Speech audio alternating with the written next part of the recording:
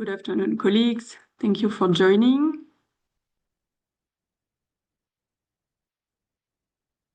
I think we can start now.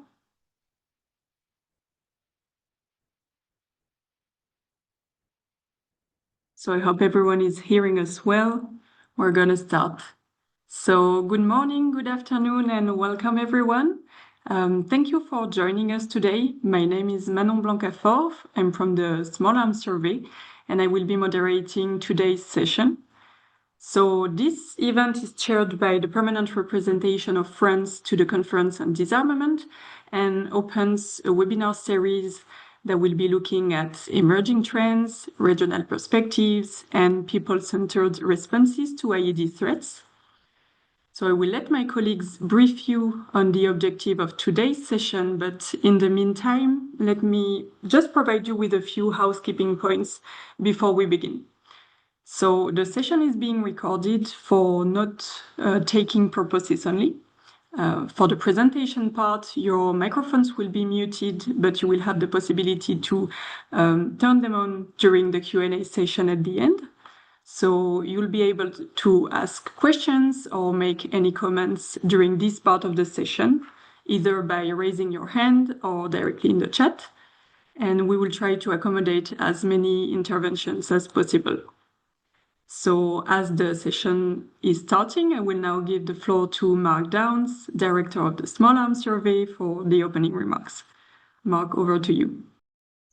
Thank you very much, Manon, and distinguished delegates, dear colleagues. I'm grateful for the opportunity to just introduce this session and maybe provide a bit of a framework for the sessions to come over the coming months. As you all know, improvised explosive devices remain one of the most persistent and devastating threats to civilians, humanitarian actors, and security forces worldwide. Their impact is not only confined to the battlefield, it reaches into markets and schools, it disrupts roads and hospitals, and it delays humanitarian access. It erodes public confidence in state institutions, and in doing so, it undermines development gains that may have taken decades to achieve. As highlighted in the 2024 report of the UN Secretary General on IEDs, their use in particular in urban settings and against civilian infrastructure continues to cause acute and widespread suffering.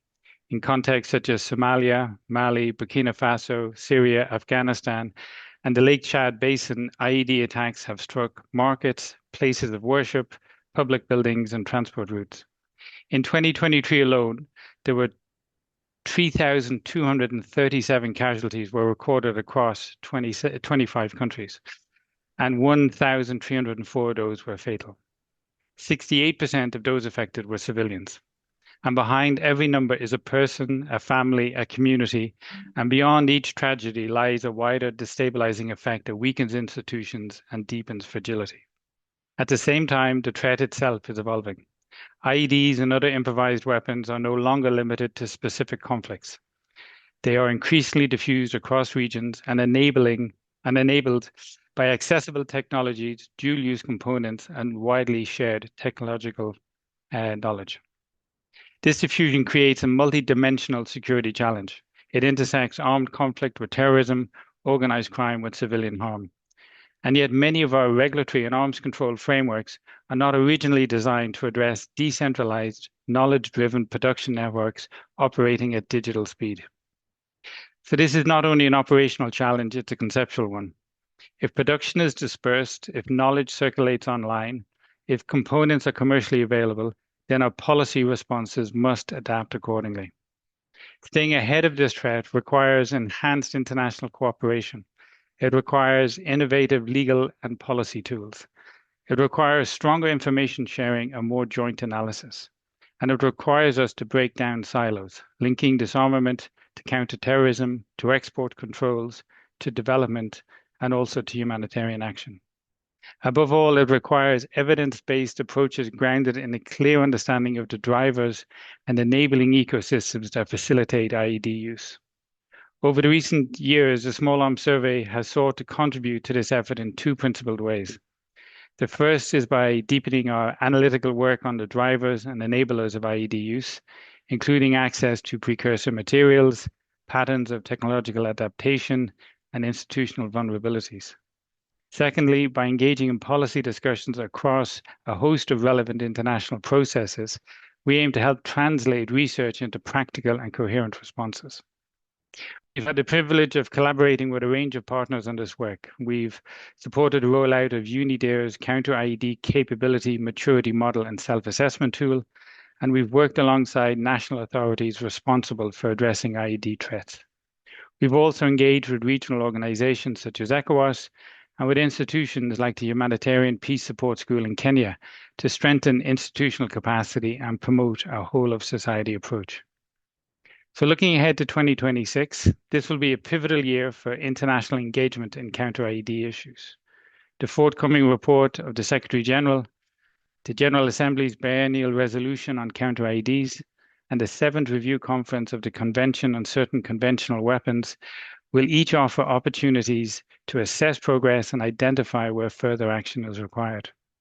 And so it's in this context that we're launching this series of thematic briefings. Our objective is not simply to present findings, but to foster more of a collective reflection, to create a space where member states and partners can engage with emerging trends and policy implications in advance of these key milestones. Today's session is kindly chaired by the permanent representation of France to the Conference on Disarmament and will focus on emerging trends and drivers of IED use. And in the months ahead, we'll convene 3 additional sessions with the valued participation of the permanent representations of Nigeria, Australia, and Ireland, each addressing complementary dimensions of this evolving challenge. Before concluding, let me express my sincere appreciation to the Government of Ireland for its generous support to this initiative. And obviously, we hope this series will contribute modestly but concretely to strengthening our shared capacity to anticipate, prevent, and respond to the evolving threat posed by improvised explosive devices. Go Mila Mahagat, merci, and thank you very much, and back to Manon. Thank you, Mark, for setting the scene. I now have the pleasure to give the floor to Colonel Philippe Lejeune, military advisor to the ambassador at the permanent representation of France to the Conference on Disarmament. Colonel Lejeune will present the French perspective on current and evolving IED threats. Colonel, the floor is yours. Thanks a lot, Manon. Good morning and good afternoon, everyone. I hope that you can hear me. So indeed, I'm Colonel Philippe Lejeune, military advisor at the permanent representation of France to the Conference on Disarmament. And I'm really pleased to chair this very first briefing on the emerging trends and drivers of IED use. I would like to take this opportunity to warmly thank the team of the Small Arms Survey for this much valued initiative and for preparing it. As an introduction, I would like to mention that France has had to deal with IEDs in the various theaters of operation where it has been active in recent decades, including in Afghanistan, Iraq, and the Sahel region.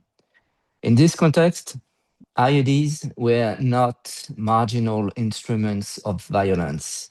They constituted a central feature of asymmetric tactics employed to contest state authority, disrupt stabilization efforts, and inflict harm on both security forces and civilian populations. French forces have witnessed firsthand the tactical sophistication of devices, the rapid adaptation cycle of IED networks, and the devastating impact, human impact, on both security forces and civilians. Although France no longer operates on the territory of the states, except for some training in Iraq, it remains concerned about the fate of civilian populations who are the first to suffer the losses and damage caused by these IEDs. Beyond the immediate casualties, IEDs can have long-term consequences, restricting humanitarian access, undermining development efforts, eroding public confidence in institutions. This remains an issue of international peace and security, but also of protection of civilians and stability. Currently, we are facing a persistent but evolving threat. The threats posed by IEDs is not static. It is adaptive, evolving, and increasingly complex. We are indeed witnessing greater technological diffusion, faster cycles of innovation, expanding access to dual-use materials, and new forms of coordination among non-state actors. In many contexts, non-state actors demonstrate a capacity to adapt rapidly to changing conditions. This raised a legitimate and shared question for the international community. How can our collective policy discussions keep pace with these developments? A regular and open dialogue is essential in this regard. And there is clearly a value of multilateral reflection in this area. The international community has already devoted significant attention to the issue of IEDs, including through the Secretary General's reporting and the General Assembly's biennial resolution on this issue. These processes have provided an important platform for sharing context, sharing concerns, identifying priorities, and encouraging cooperation. At a time when the broader security environment continues to evolve, continued multilateral dialogue remains essential. Such dialogue allows member states to reflect together on key questions, including what developments are being observed across different regions, which challenges remain persistent despite past efforts, and where might there be gaps in coordinating, understanding, or implementing. It is through open and inclusive exchange that we can build a shared and nuanced appreciation of the issue. The strength of the multilateral dialogue lies precisely in its capacity to convene diverse perspectives, foster mutual learning, and encourage cooperative approaches to complex challenges. So it is now time to broaden the conversation a little bit, because IEDs are at the intersection with multiple policy domains: security, disarmament, development, humanitarian action, regulatory and technological governance. Addressing such a cross-cutting challenge requires sustained engagement among a wide range of stakeholders. Today's sessions, focusing on emerging trends and drivers, contribute to that effort by encouraging us to deepen our shared understanding before drawing conclusions. Evidence-based analysis and open exchange can help ensure that future policy discussions are grounded in a comprehensive appreciation of the evolving landscape. So, today's discussion is therefore very timely. Before policy language is crafted, it is important that we collectively examine the challenges of international efforts to counter the use of IEDs, the contemporary issue of IEDs and other improvised weapons, and the underlying drivers of demand for those weapons. Such reflection does not prejudge outcomes. Rather, I think it strengthens the foundation upon which future multilateral discussions can be built. So thank you to all for taking part in this briefing. And now I give back the floor to Manon. Thank you. Thank you very much, Colonel, for these words.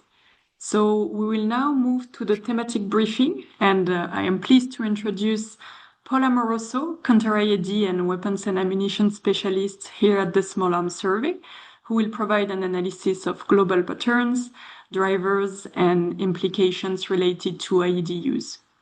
Paul, you have the floor. Thank you, Manon. Good morning, good afternoon, everyone, depending on where you may be joining us from. Welcome to session 1 of our strategic reflection series on counter-IED efforts, supported by the Irish Department of Foreign Affairs, facilitated by the Small Arms Survey, and chaired by the permanent representation of France to the Conference of Disarmament today.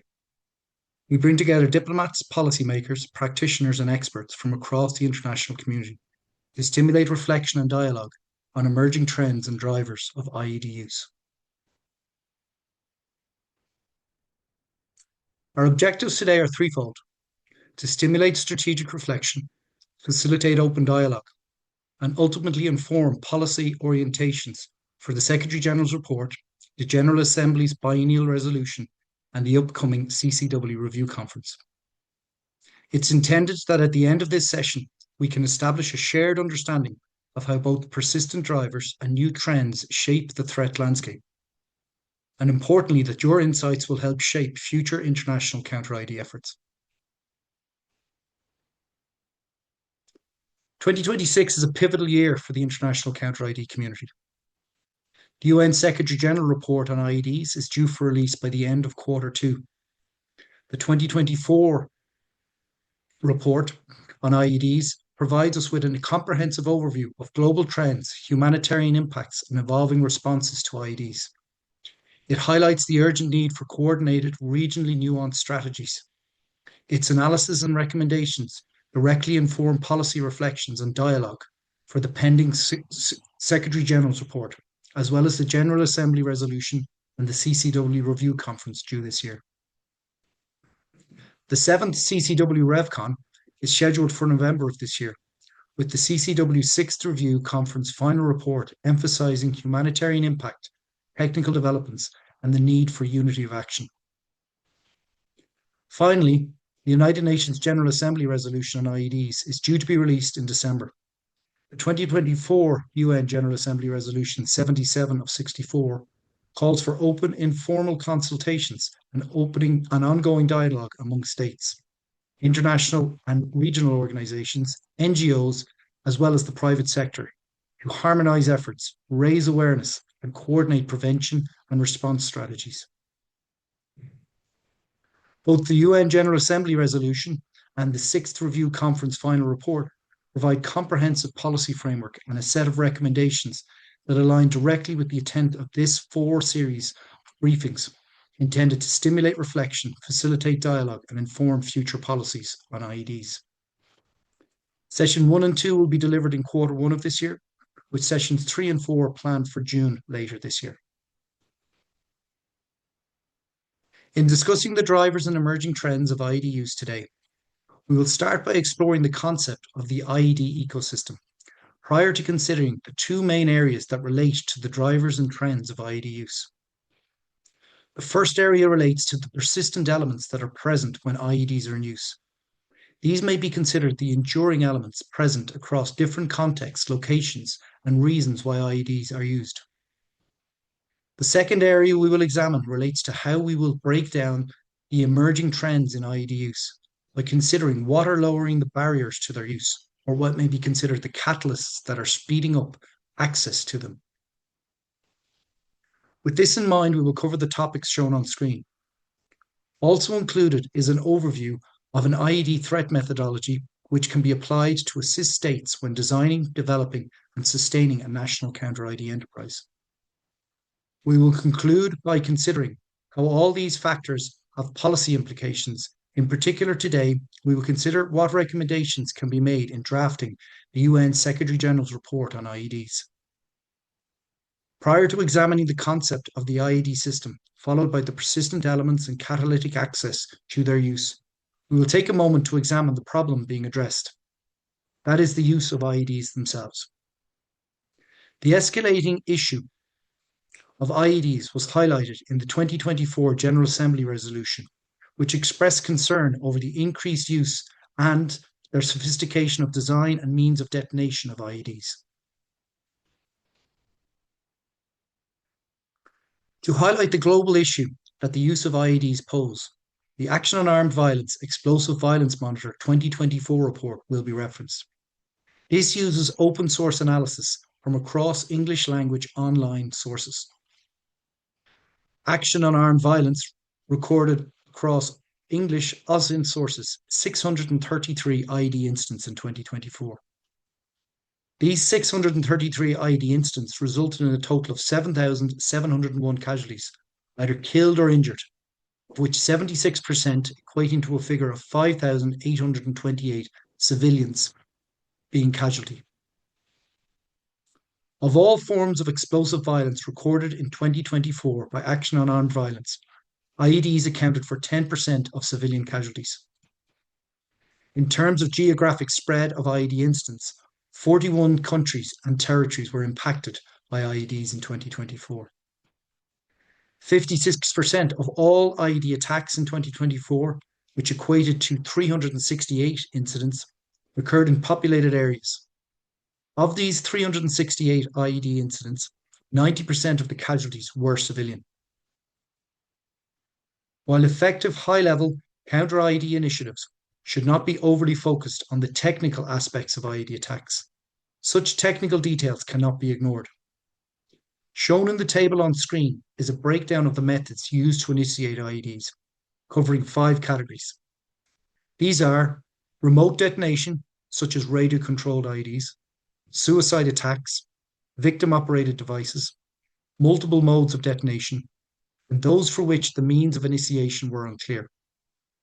When the total reported number of casualties for each of these categories of IED initiation methods is mapped for both civilians, shown in light blue, and armed actors, shown in dark blue, we can then see the average number of civilian casualties per attack. We see that remote detonation means were the most lethal against civilians, followed by suicide attacks. Another interesting insight from this table is the large number of IED attacks which were categorized as unclear means of initiation. This points towards a potential global gap in certain IED-affected areas relating to IED exploitation capabilities.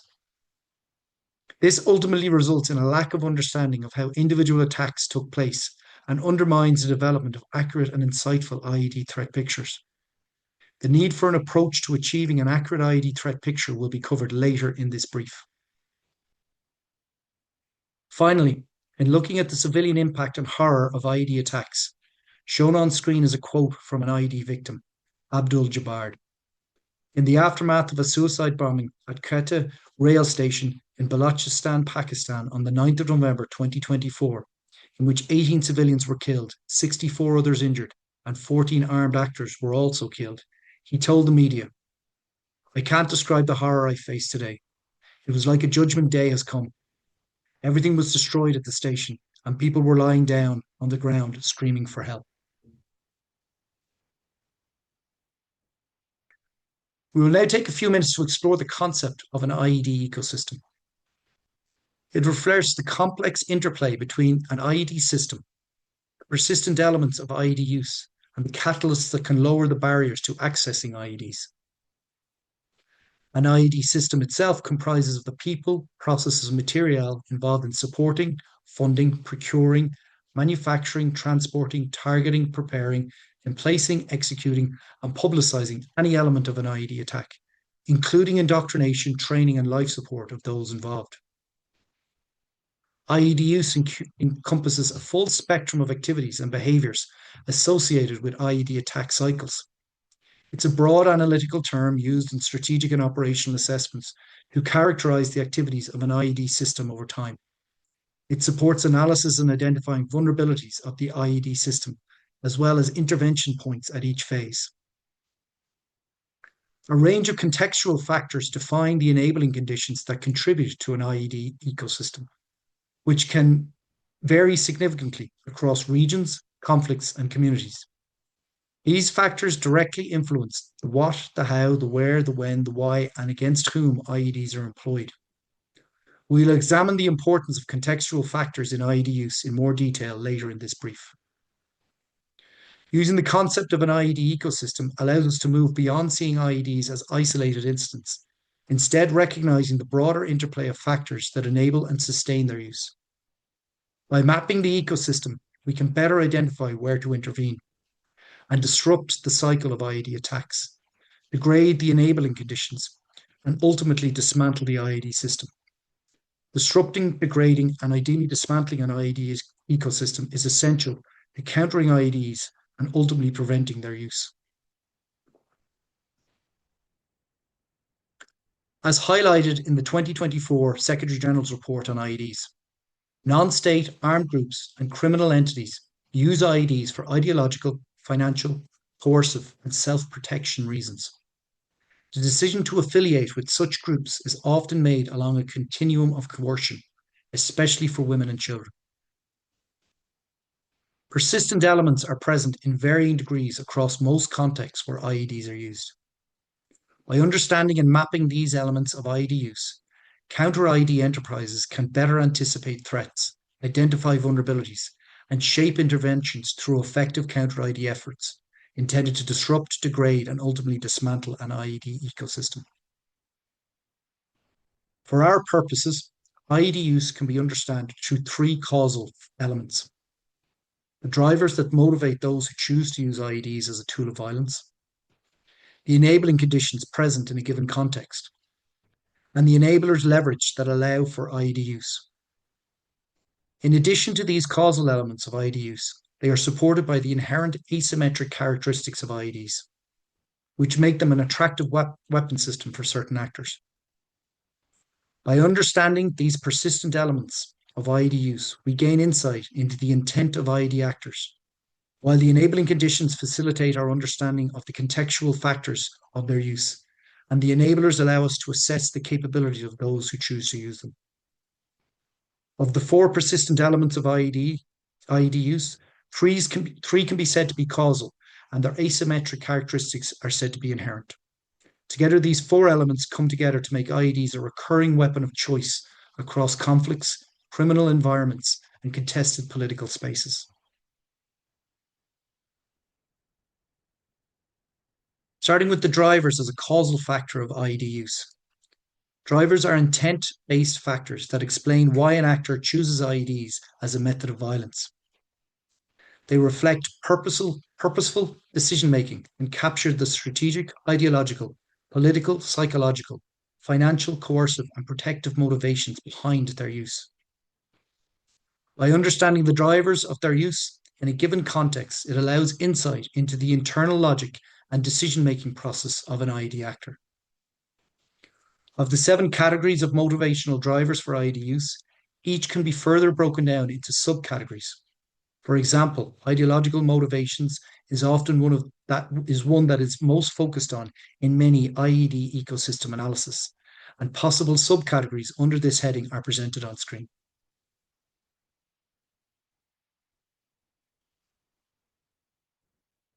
The second persistent element of IED use relates to the enabling conditions that create the passive environment for their use.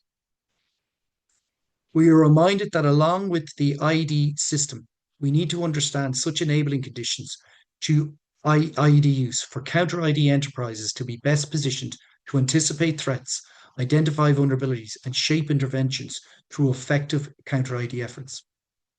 When considering the enabling conditions of IEDs, we are assessing what passive environmental factors in the area where IED activities occur facilitate their use.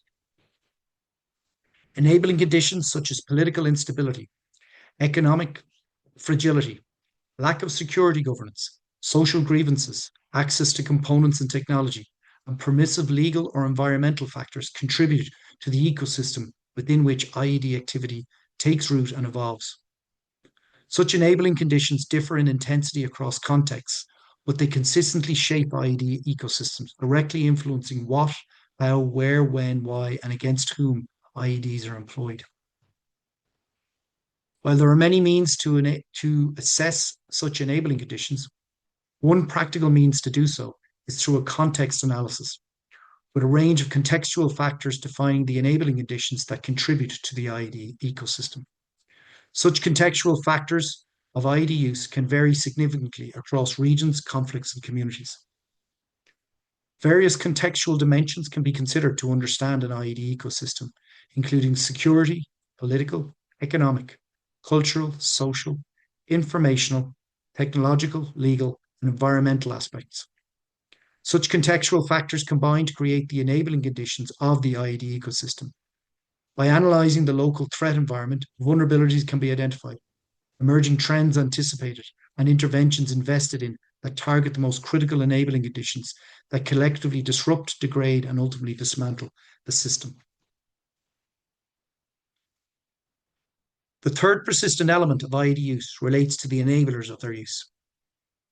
Enablers are the active support mechanisms that directly facilitate the use of IEDs. They are the mechanisms through which actors convert intent and opportunity into operational capability. Understanding enablers is central to IED system capability analysis and allows the identification of strengths, resilience, and adaptability of a given IED system. By identifying the enablers, analysts can assess the capabilities of an IED system. This provides insight into the possible use of IEDs. When combined with a context analysis of the enabling conditions, we can attain insight into the probable use of IEDs in a given threat environment. Enablers of IED use can be mapped as IED system enablers, IED network enablers, or IED attack cycle enablers. Enablers to an IED system can be described as the active components and processes that keep an IED system functioning. They can include funding and financial infrastructure, procurement and supply chains, manufacturing and technical infrastructure, training and indoctrination mechanisms, as well as command, control, and coordination processes. Enablers to an IED network are best understood as personnel knowledge, skills, competencies, and experience, along with interpersonal relationships, trust held by individuals within the network that enable the IED system to perform its functions effectively. These can include specialist skills and roles, social and trust networks, information and knowledge sharing, as well as security and counterintelligence practices. Across the IED attack cycle, specific enablers underpin each stage, from facilitation and target selection through to emplacement, initiation, and post-attack activities. Mapping enablers onto the IED system, its network of personnel, and the attack cycle allows analysis to identify critical vulnerabilities and intervention points. Some enablers are single-point dependencies, such as a key bomb maker or a unique smuggling route, while others are more interdependent, interconnected, redundant, or resilient. Differentiating between IED system, network, and attack cycle enablers helps prioritize counter-IED efforts, focusing not only on individual attacks, but on disrupting IED attack cycles, degrading the enabling conditions, and ultimately dismantling the IED system itself. At the same time as the three causal factors shape an IED ecosystem, the asymmetric nature of IEDs are inherent factors that provide strategic advantage to actors who cannot confront state security forces or conventional militaries directly, or who seek to attack an opponent covertly.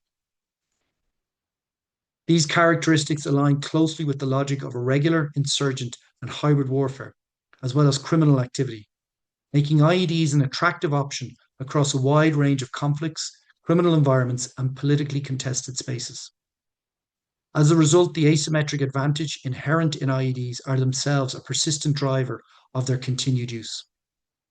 When combined with the enabling conditions present in the environment, these advantages significantly amplify the operational and strategic value of IEDs, reinforcing their enduring appeal to certain actors.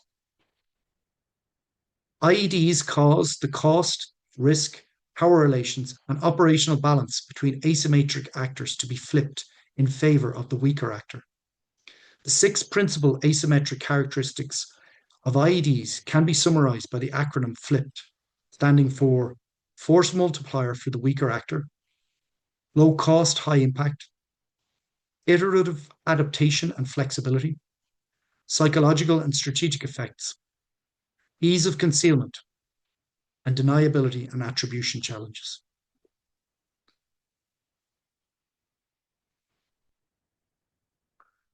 We have examined the IED system and the persistent elements that shape how IEDs are used. The third part of the IED ecosystem concerns the external developments and forces that accelerate or expand access to IEDs. They can be technological, regulatory, economic, or environmental in nature that have a functional effect on the IED ecosystem. They can rapidly amplify the ease with which actors design, manufacture, or deploy IEDs. These developments are often described as emerging trends, but a more accurate term is catalytic enablers. They originate outside the traditional IED ecosystem, yet they can quickly reshape it by lowering long-standing barriers to entry. They can conceptually be seen as accelerants being introduced into an IED ecosystem that serve to increase the conflagration that is IED use. Constraints that once limited less capable actors, such as specialized training, restricted access to components, or limited technical knowledge, are now being eroded at unprecedented speed, enabling rapid IED capability jumps by non-state actors. The 2024 UN Secretary-General's report on IED highlights this shift. Non-state actors are increasingly exploiting easily available precursors, adopting tactics to bypass countermeasures, and adopting more sophisticated triggering mechanisms. In several African contexts, for example, groups have moved from victim-operated devices to radio control systems, enabled by rapid cross-border diffusion of technical know-how. We will explore these African cases in more detail during session 2 of this briefing series. IEDs have become more easily accessed due to 7 mutually reinforcing catalysts: access to IED components and technology, conflict-driven permissive environments, convergence of improvised weapon systems, electronic and digital financial systems, supply chain and regulatory enablers, state to non-state capability proliferation, and digital knowledge networks. It is these 7 catalysts of IED accessibility that individually, but more often in combination, lead to the lowering of barriers to IED use within a given ecosystem.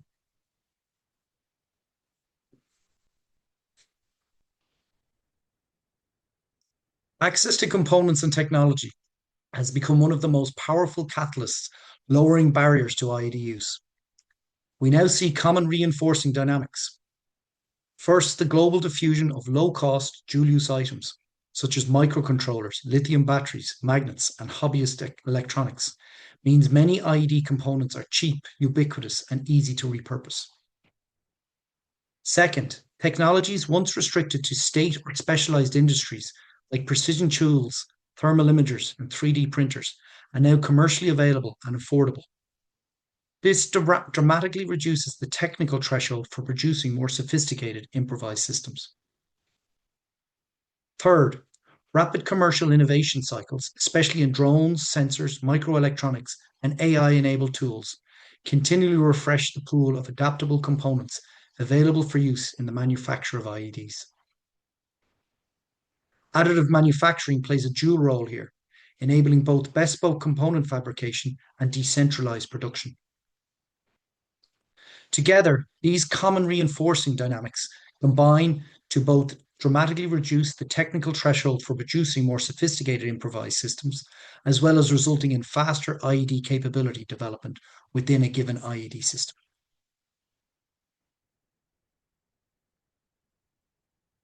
Rising levels of conflict and the fragmentation of state authority create environments where IED development and use becomes far easier. As state control weakens, oversight collapses, borders become porous, and violence can become normalized. Ungoverned or weakly governed spaces allow non-state actors to establish workshops, store material, and move components with little risk of interdiction between and around such ungoverned spaces.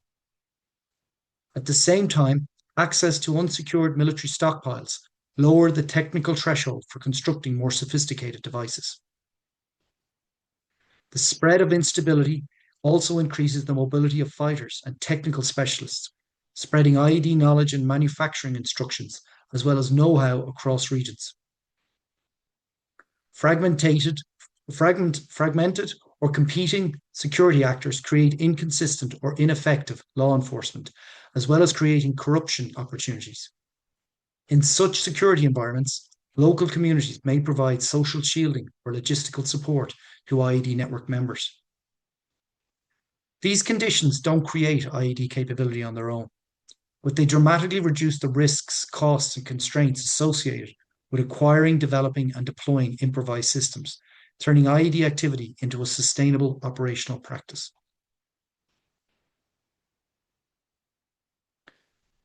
Improvised weapon system convergence refers to the merging of skills, components, and design principles across improvised weapons, such as IEDs, various drones, improvised firearms, and other improvised weapons, such as mortars and rocket systems. As actors work across multiple weapon types, the boundaries between them dissolve. Technically, they draw from common components and technologies, such as microcontrollers, batteries, fabrication tools, and platforms facilitating the exchange of expertise, all of which combine to allow rapid repurposing across weapon types. Design principles also migrate, with methods from drone modification or 3D printed firearms applied directly to IED housings or mounts. Tactically, concepts like standoff delivery, remote activation, and concealment move fluidly between attacks involving different weapon types. Expertise circulates as individuals with backgrounds in one improvised weapon type bring transferable skills into others. Digital platforms accelerate this further by spreading schematics, fixes, and lessons learned across weapons characters. This result is a convergence and amplification of innovation, design, and fixes that propagate quickly. Technical thresholds fall, and even small groups can leverage advances made elsewhere, significantly lowering the barrier to IED access.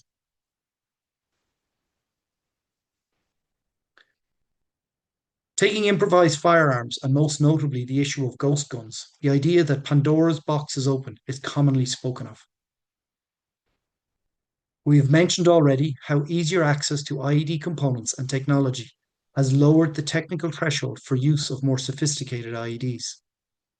Similarly, various technologies and other catalytic enablers have facilitated lowering the threshold to entry for those wishing to manufacture ghost weapons. Some of the catalytic enablers include additive manufacturing and, in particular, consumer-grade and desktop 3D printing.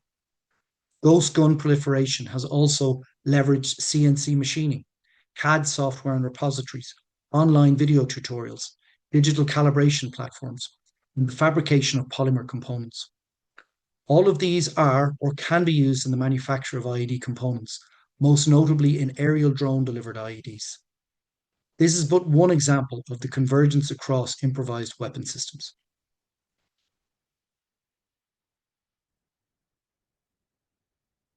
Modern digital financial systems have shifted from passive enablers to active accelerators of IED access. Digitalization, decentralization, and global connectivity compress procurement timelines and reduce visibility, allowing non-state actors to acquire components and expertise with far less risk. Cryptocurrencies, digital wallets, and prepaid cards bypass traditional oversight and enable anonymous fragmented purchases. Online marketplaces and global supply chains provide direct access to dual-use components, drones, electronics, and software tools. Many online marketplaces have within them embedded purchase tools that enable immediate procurement directly after viewing online tutorials, schematics, or profiles of individual items. Informal value transfer networks mask fund movement and support procurement in conflict zones. Crowdfunding and microfinancing decentralize resource generation and mobilization. Together, these mechanisms lower costs, reduce detection risk, and enable rapid, distributed capability development, making improvised weapon acquisition far faster and less dependent on organizational infrastructure. Globalized supply chains and regulatory gaps work together to lower barriers to IED component acquisition. Globalized, integrated international logistic networks significantly expand access to dual-use material, electronics, and precursor chemicals by linking actors to international markets where components can be sourced with far fewer constraints.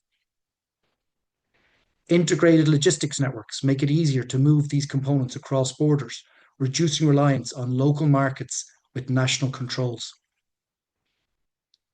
At the same time, weak or inconsistent regulatory regimes undermine the effectiveness of oversight systems designed to restrict diversion of dual-use goods. Many states struggle to regulate precursor chemicals, dual-use electronics, drone imports, and materials used in manufacture. Even where regulations exist, enforcement varies widely across jurisdictions. These gaps in regulation and enforcement allow electronics, precursor chemicals, and other relevant items to circulate with limited scrutiny. Together, globalized supply chains and regulatory weakness create an environment in which IED-relevant components can be sourced, transported, and repurposed for improvised systems, with relative ease significantly lower practical barriers to improvised weapons development. State to non-state capability proliferation has become a major catalyst for IED accessibility, as tested and proven technologies, tactics, and operational lessons developed by state migrates into the hands of violent extremists and criminal enterprises.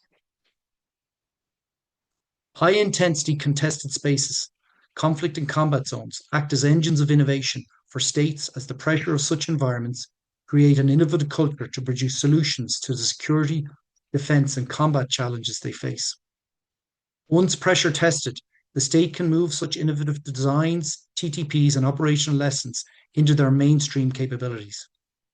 These can subsequently leak out from state control through various channels, including veterans, mercenaries, foreign fighters, diaspora members, captured material, and online platforms. Such leakage allows state-developed capabilities to become part of the capabilities of non-state actors and criminal enterprises. State-driven innovation in contested and high-pressure environments increasingly blurs the line between formal battlefield innovation and frontline improvisation. As such, rapidly prototyped solutions circulate across units. The associated knowledge and practices become highly vulnerable to leakage and replication by non-state actors.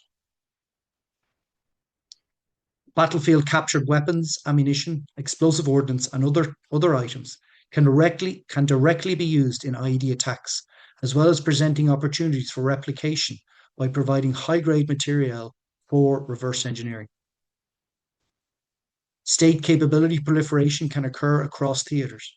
In particular, experienced fighters can transfer practical knowledge to non-state actors. Most notably in terms of IEDs, those with key skill sets in the manufacture of improvised explosives or firing switches and associated circuitry, as well as advanced IED types such as explosively formed projectiles and shape charges, can take state-honed skills and proliferate them to non-state actors. State-trained actors, whether they be veterans or mercenaries, foreign fighters or diaspora members, can transfer organizational learning and innovation culture, embedding state origin habits within non-state groups. Such transfer of various knowledge, expertise, and specialist skills from outside expertise results in shortened learning cycles for non-state actors. Open information ecosystems often spread state origin knowledge globally, enabling replication by actors with no physical link to a conflict where a given capability was developed. Videos, manuals, and schematics of weapon systems are shared, analyzed, and replicated online. Together, these pathways expand access to advanced improvised capabilities and accelerate non-state adaptation, lowering barriers to IED use.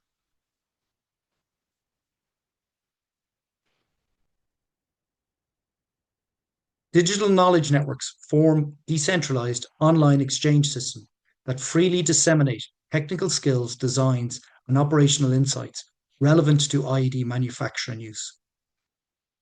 For example, the 2024 Secretary General's report on IEDs highlighted the Internet's role in knowledge transfer related to IED use, with encrypted messaging and dark web platforms facilitating the sharing of manufacturing knowledge and the coordination of attacks, enabling more sophisticated devices and higher impact attacks. Digital platforms such as tutorials and maker forums provide accessible step-by-step technical content that accelerate learning within IED networks for inexperienced actors. When encrypted channels are used, such as private end-to-end encrypted messaging platforms and closed digital groups, information is shared in ways that are difficult to monitor, moderate, or intercept. These platforms operate in wide-open online spaces where information moves freely with very few barriers or controls, making IED-related knowledge easy to access from anywhere in the world. Within this environment, a new form of modern, decentralized innovation has emerged, driven by global connectivity and open source information sharing. This decentralized innovation differs fundamentally from traditional terrorist and clandestine organization decentralization. This was reflected in organizational fragmentation for security purposes, rather than a deliberate innovation dynamic. Modern decentralized innovation speeds up how quickly actors can adopt and shorten their learning cycles. It also broadens the range of people able to develop meaningful IED capabilities. Together, these factors significantly lower the barrier to IED use. We have outlined the dynamic and evolving nature of an IED threat. This points towards the need to continually monitor the threat landscape for the evolution in the IED threat being faced. The 2024 Secretary General's report emphasised the need for robust evidence collection, which can facilitate counter-IED exploitation, so an accurate IED threat picture is maintained. This is essential for the counter-IED efforts invested in to remain focused and threat-aligned to the evolving IED threat. The same report emphasised the need for understanding and response to the use of drones for IED deployment, as well as strengthening regulations and controls for precursor chemicals.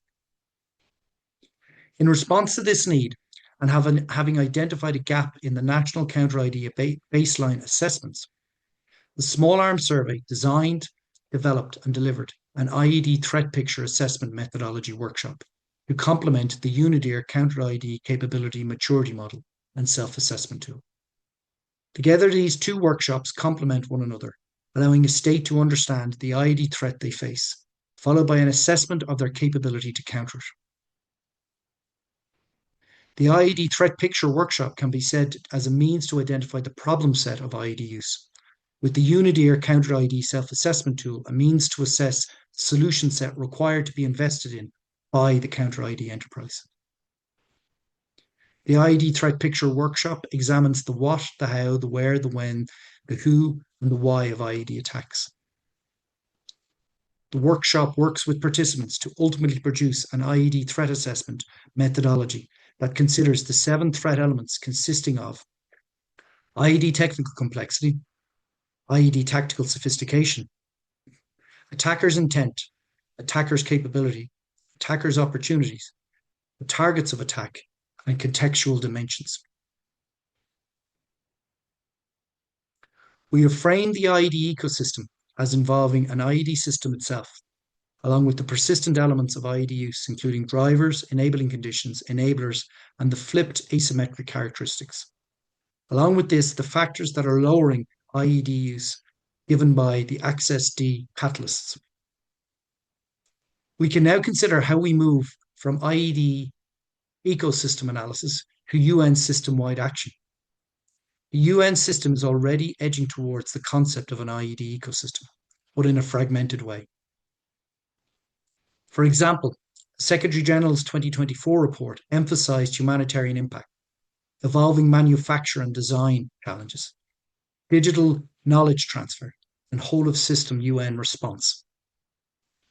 The General Assembly resolution recognised wide spectrum of material and use, called for a whole-of-government approach, supply chain engagement being necessary, and prevention of diversion and knowledge transfer. While the CCW RevCon 6 report expressed deep concern at IED use and its global impact.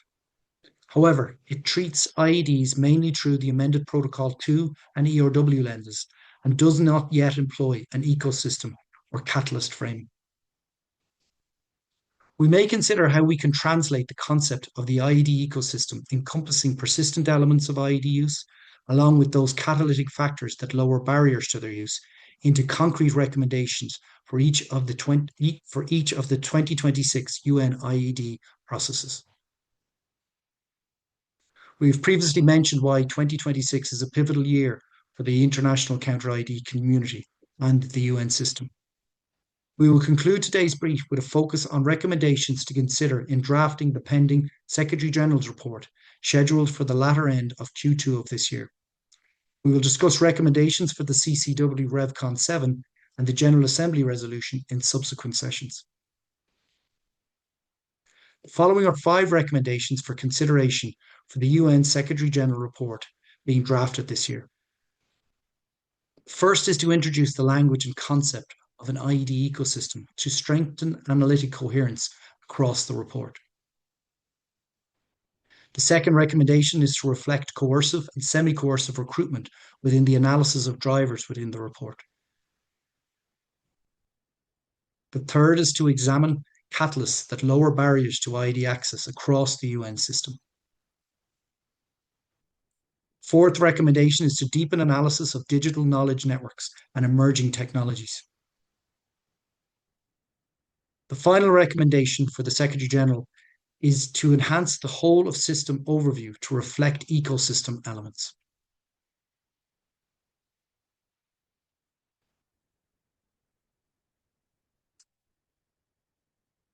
To summarise, we have advocated to adapt an IED ecosystem approach involving, firstly, the IED system construct, secondly, the persistent elements of IED use, which includes their asymmetric characteristics, and thirdly, catalysts that are lowering barriers to their use.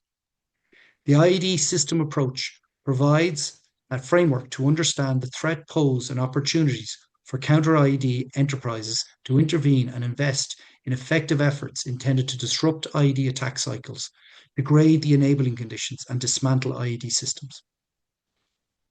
This is the first in a series of 4 sessions. Future sessions will address regional perspectives, humanitarian development implications, and people-centered responses. We encourage you to stay engaged and contribute to these important discussions. Thank you to my colleagues from the Small Arms Survey for organising this session, the permanent representation of France to the Conference on Disarmament for chairing today's session, and the Irish Department of Foreign Affairs for funding this initiative. Your engagement is invaluable. To all participants and attendees, we look forward to continuing this dialogue and working together towards effective and sustainable counter-IED efforts. Thank you for your attendance, attention and engagement with this important international security, development and humanitarian issue. I will now hand back to Manon, who will invite questions and open the floor for discussion. Thank you very much, Paul, for this comprehensive briefing and introduction to the webinar series. So we still have 30 minutes upcoming of time. So I think it's now the time to open the floor for questions and any comments you may have. And as a reminder, please keep your interventions concise and where possible, direct them to a specific speaker. And we will first start with Nora from UNODA. Thanks, Nora. Thank you so much, Manon, and thanks very much to Small Arms Survey France and Ireland for convening this substantive and timely briefing. I think they really provide us with a good basis for advancing some of the collective discussions that we have had on addressing the threat posed by IEDs. And I think this is especially relevant as we continue to see some new emerging threats coming up, some of which the Secretary General had already raised in his previous report. But I think there have been some new trends and challenges that have even more emerged over the past 2 years. So we might want to reflect further on this. And as Paul and Philippe have already outlined, 2026 will be a very significant year for deepening some discussions and engagement on countering the threat posed by IEDs, including some of the existing forums that we had. And I hope that especially today's exchanges and also all the briefings that Small Arms Survey has been planning can inform some inputs that states, but also other stakeholders are preparing to the report of the Secretary General. I understand from my colleagues in New York, the Secretariat there, that the request to member states for inputs to the report on IEDs have been circulated, and states and other stakeholders have time until the end of May to provide inputs. And I particularly think that it would be very helpful to get, some reflections on what states have done on countering the threat of IEDs, but also what some of the recommendations could be for advancing the issue. And thanks very much, Paul, for already highlighting some reflections from the Small Arms Survey side, which could be put forth in the report. Of course, as Paul and also Philippe had mentioned, we have another General Assembly resolution that states will put forth this year during the first committee. And again, that's an opportunity for member states to reflect a little bit on how a global approach and a coordinated approach on countering the proliferation and use of IEDs can look like.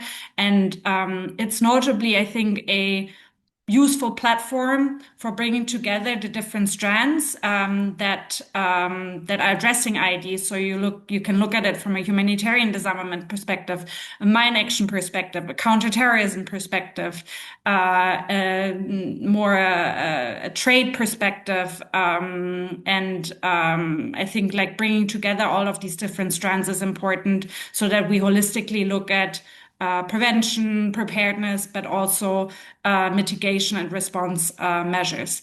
And then please indulge with me.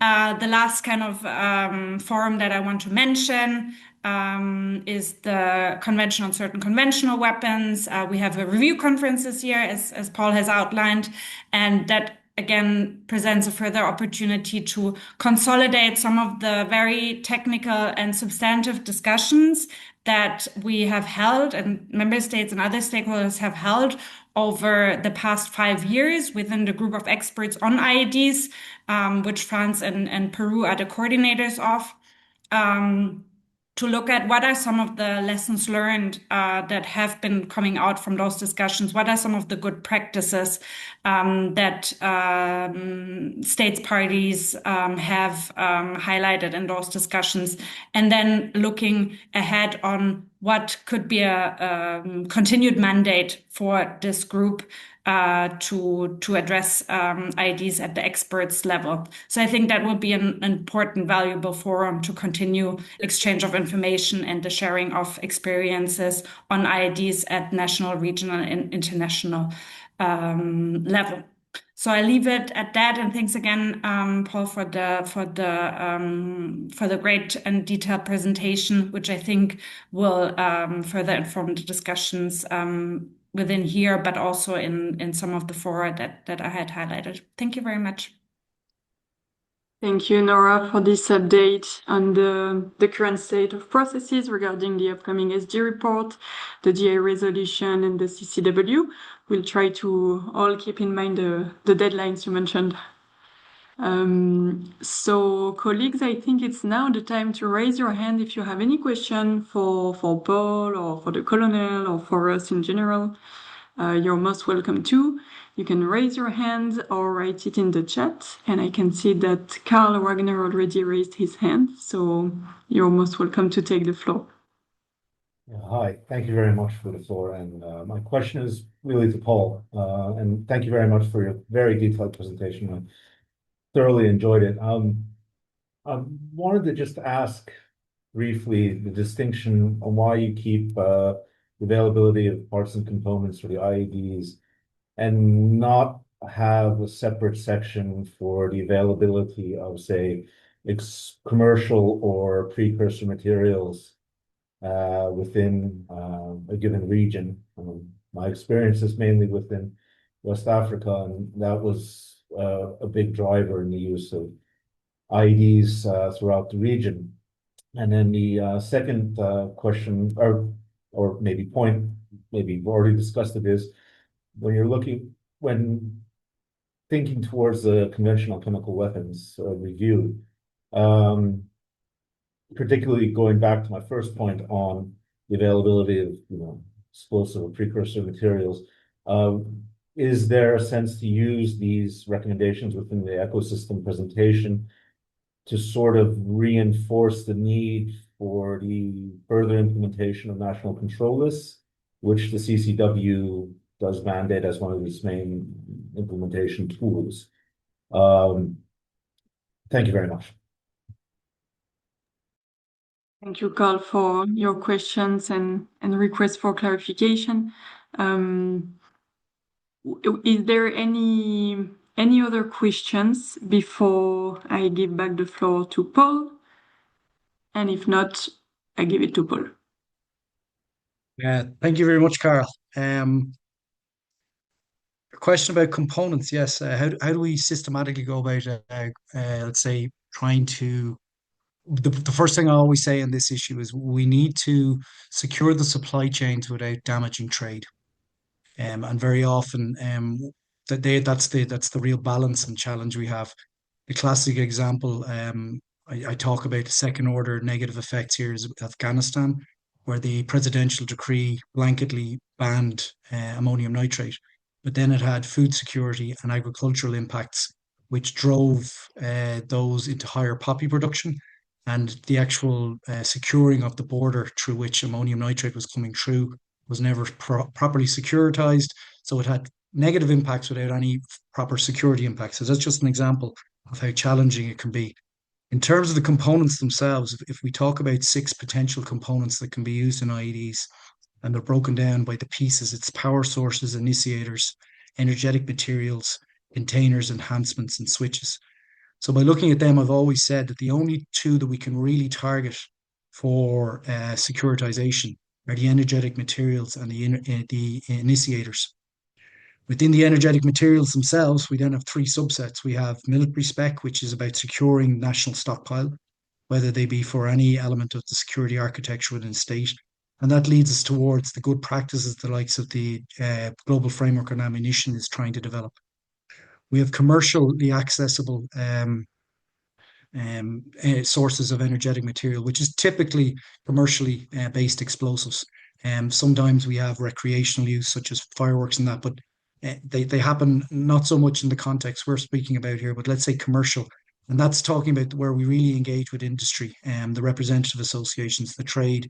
And that's where we're talking about engaging with government entities who are going to put the proper licensing procedures in place and securing those supply chains as well. And the last one is the real tricky one. It's the improvised space. And that's where we've our dual use chemical precursors. Again, we've written about this, we've looked at it, we analysed it. It involves a threat list. We can't go in and just say blanketly, we need to stop access to oxidizer X, fuel Y, because we need to know how accessible that is it in use, and what are its other uses. So it leads me on to the second CCW issue there, the dual use for legitimate purposes. And that's where it really key happens. We can damage trade and delegitimize the initiatives we're taking if we're having an impact on industry, commerce, or even individual citizens if we do this in a haphazard way. So it's very challenging, but we need to do a threat assessment, what's in use, what's accessible, and what's its impacts, what's its alternative uses. How do we get the channels where it needs alternative uses, allow them to continue that, but in a regulated manner? So it's very complex. And then when you mention the likes of West Africa, it gets very even more complex there, where we mightn't have the level of oversight from ministries or various other offices that we might expect from you might get when we analyze it. Probably the most mature in the world is what America have in place. Now they are the gold standard, but we shouldn't be trying to do the gold standard where the resource base isn't there. So we have to cut our cloth to measure. Um, Leading me into the CCW issue. I did look at this, and I think there's about 9 chemicals which are on the restricted list for the CCW that are commonly used in various types of improvised explosives. That's the overlap. That's where the two Venn diagrams. But we're trying to address two very different issues under 2 very different mechanisms here. I've yet to see how they could be harmonized or how they could complement each other. Absolutely try and minimize the amount of administration when we're trying to do international arms control between our various instruments. But just to say, strong nitric acid, has a use in development of a certain chemical weapon, and it also has a use in certain improvised explosives. You're dealing with 2 very different problem sets there, and the levels of intent. So it needs more debate. Probably, I would say, an international working group to see where they could be harmonized, or can we take certain mechanisms that are in place with the International Chemical Weapons Convention and see can it be used for improvised weapons. But when you're a signatory to that, you're not signing up for improvised explosives restriction. So we're into the legal area there. So I'm not sure if that answers your question there, but it is a fantastically complex area, and it's really at the crux of what we're trying to do here. All those issues which we've just spoken about. Thank you, Paul, for the reply, and I hope it gives Carl a good enough reply. So we have another intervention in the chat from Damani Gardine. If you would like to take the floor, you would be most welcome to. Otherwise, I'll just read your comment and question. So, good morning. The use of drones in conjunction with improvised explosive devices has become increasingly prevalent in various conflict zones around the world. Their deployment allows for enhanced surveillance and precision targeting, making them effective tools for both military operations and insurgent tactics.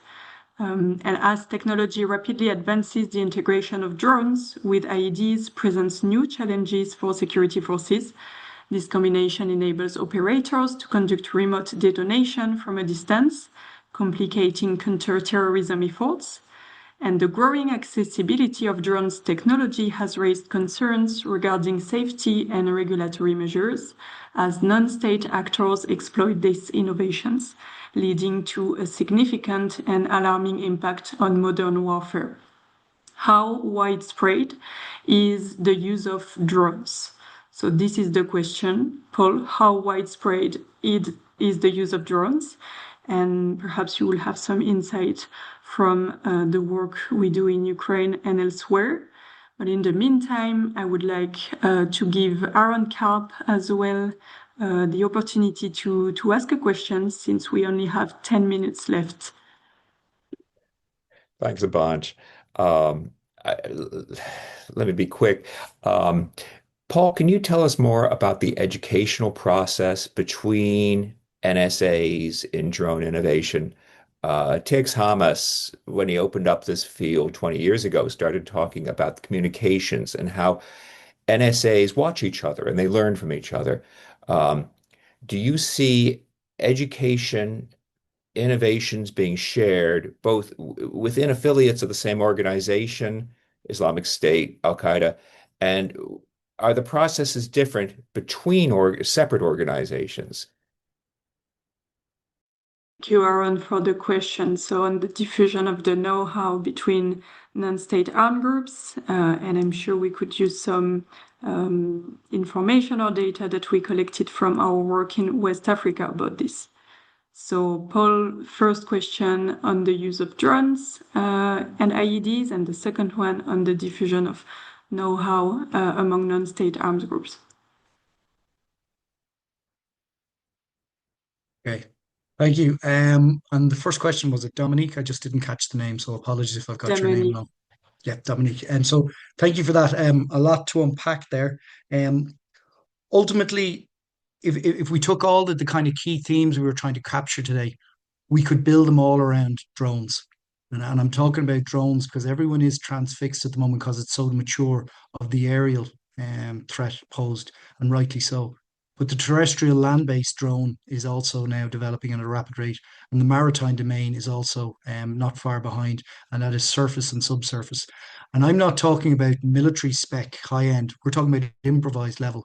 When we look at narco subs, and they sometimes have explosive payloads on board, and all the other things which they can do in the maritime domain to facilitate terrorist or non-state actor activity. It's becoming more prevalent in the terrestrial domain as well. But returning to the aerial domain, it's all those things. They are commercially available. They are dual use. There's a massive expansion in the use of aerial drones for legitimate commercial uses, and we all want them in our societies. But as that is happening, piggybacking on the back of that is their nefarious use. And as you've rightly said, it's not only just for use as IEDs, there are multiple enablers. It's for pre-attack surveillance. It's for during the attack coordination and post-attack lessons learned and recording. All of these are being done by various imagery. And then we use them effectively as a delivery platform for either a sensor or an explosive load. And that's how you should systematically break it down. When you look at this, what's the response going to be? The response will need time to mature, unfortunately. But the one thing I would go back into the history of IEDs is, depends on which history book you read. Northern Ireland was probably the birth of the large scale use of vehicle-borne IEDs. And it was a game changer in how it affected that conflict up there. You went from relatively small devices that had to be handheld into the location or located before the attacker got there. Sorry, the person being attacked got there. To one that was mobile and able to be delivered on site in much higher quantity. We didn't suddenly have a vehicle-borne IED strategy. So if it's an explosive issue, it stays to our principles of counter IED. They are aerial delivered. We have the added complexity that it is in another dimension above us. So our protection mechanisms, which might have protected our hardened points in a two-dimensional direction around anywhere that was likely to be targeted, now needs to look to the air as well. So it's not that it's an easy solution, but we should still look at it as just the means of delivery of an explosive payload and break it down like that. What has worked before will work again. We need to develop those new technologies because there ultimately needs to be communication between the handler and the platform itself. But now we have, even in the last 12 to 18 months, the likes of terminal phase, AI, targeting going in. So it's getting rapidly more challenging as it goes in. Pandora's box is open. They are a game changer. They're here to stay, and they fit all the characteristics we spoke about today in terms of being a catalyst for increased use of IEDs. I'll now go on to Aaron's question. Yeah, Aaron, ultimately with all these tools and enablers which we spoke about, and it is effectively down to, we'll call it just the World Wide Web and the interconnectivity we live in nowadays, not only are groups learning internally in a remote fashion, they're learning from each other. I'm not big on social media, but I'm big on LinkedIn. And in the last 3 or 4 years, what I've learned off LinkedIn, it took me 10 years to learn through traditional means. The amount of information out there and the threshold, what we consider to be security sensitive, is astounding. And people are putting up stuff that, if you are anyway inclined to use IEDs, it is, and I'm not talking about dark web stuff here. This is LinkedIn. The level of access to information there is astounding. So if you want to go anywhere, even just a bit below that, go anywhere like the deeper web or dark web, openly accessible, To your point about does it have to be internal? It can be structured that way. As we talked about end-to-end encryption and various means that can be done. But we are effectively learning as a ecosystem of those who are threat actors and those who are trying to protect us at the same time, because the information is out there and it seems to be no control. There's no information security in relation to IEDs anymore, where there used to be. The example I'd give you that is when I first started in this profession, the handling of the formulations for improvised explosive mixtures was very sensitive, and you didn't share them, you didn't talk about them. Now they're openly available everywhere. So what used to be a barrier is no longer a barrier, because when we actually still imposed those information security protocols, we were holding ourselves back in trying to come up with the responses, because the nefarious actors, particularly dominating in Iraq and Afghanistan during those campaigns, they were openly sharing it online. So the responses needed to respond as well. So I would say thresholds have massively come down. We're not only learning from each other, whether we're allies or enemies, they're exchanging actively as well, encouraging each other between threat groups as well. I'll hand back to you now, Anna. Thank you, Paul, and thanks, Aaron and Damani for the questions. So we only have 2 minutes left for the questions that are in the chat, and we have a question from Inder on what is the context for the use of IEDs in Mexico and what are the emerging trends. And we have a second one that asks how the use of IEDs look like in the current African context, especially in East Africa. So, Paul, you don't have a lot of time to reply to these questions. So if you want, you can point to publications that we currently have, or we can also exchange after the Q&A. Manon, very quickly, I'm not an expert on the Mexican IED threat, but I do know particularly it is using a lot of capability from across South America, bringing them into their use. You would label, from what I know of the use, it's particularly focused towards narco-terrorism. And the drones have been embedded in their use for a long time and only increasing. So I would talk about it's quite a mature regional expertise that's been brought into use in Mexico, and particularly looking towards Colombia for what expertise they had there. And then they have married it with the drone threat as well. In terms of African context, I suppose it's a good segue. We'll leave that till the next section, which is in a few weeks' time. We will cover the African context there, where we will particularly look at West Africa and East Africa threats. Thank you. Thank you all for the questions and Paul for replying to them. It is now the time to go to the closing remarks, and I will give the floor to Colonel Lejeune from France. Thanks a lot, Manon. I think that today's exchange has helped us move beyond a purely incident-based understanding of IEDs. As highlighted throughout the briefing, the issue is not only about individual devices, but about understanding broader dynamics shaping their use. The objective of this session, as set out at the outset, was to stimulate strategic reflection and facilitate open dialogue.